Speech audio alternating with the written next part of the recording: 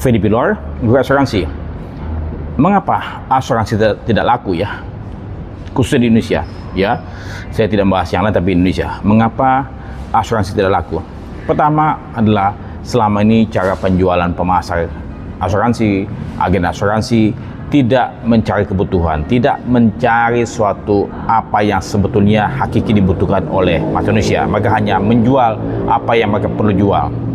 Sehingga sebagian besar produk yang mereka tawarkan adalah keliru, ya, yang ujung-ujungnya membuat masyarakat kecewa karena apa yang mereka inginkan, apa yang mereka harapkan ternyata tidak terjadi, ya, pemasar. Kemudian kedua, ya, pada waktu mereka melakukan klaim, pengajuan klaim, banyak sekali petugas-petugas klaim yang paranoid ataupun punya pesan bahwasannya kalau misalnya bisa klaim tersebut ditolak ataupun ditekan sekecil mungkin, ya, karena mereka melihat bahwasannya ini konsumen mungkin mencari-cari keuntungan, mendapatkan penggantian klaim, ya. Mereka tidak percaya, mereka kurang percaya, mereka mencurigai nasabah yang mengajukan klaim, ya. Ini yang saya pikir perlu diluruskan. Kemudian ketiga adalah bahwasannya kita selama ini hanya menjual dan menjual tanpa meningkatkan literasi, tanpa meningkatkan awareness masyarakat Indonesia, sehingga tanpa ditawarkan pun kalau mereka sudah aware, mereka sudah paham, tentu mereka akan membeli, ya, mereka membeli asuransi dengan kesadaran sendiri, ya.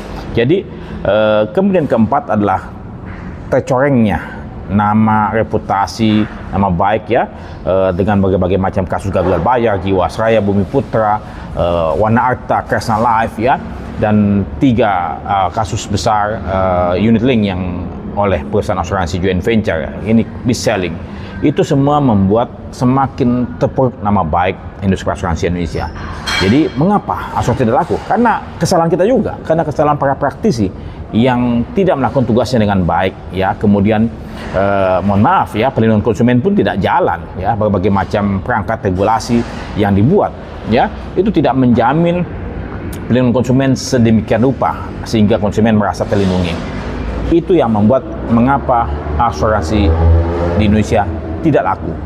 Ini menjadi pekerjaan rumah buat kita semua, dan saya akan membuat buku, menulis mengapa asuransi tidak laku. Semoga kita semua menyadari dan kemudian memperbaikinya. Saya Fedi Pilor, Guru Asuransi.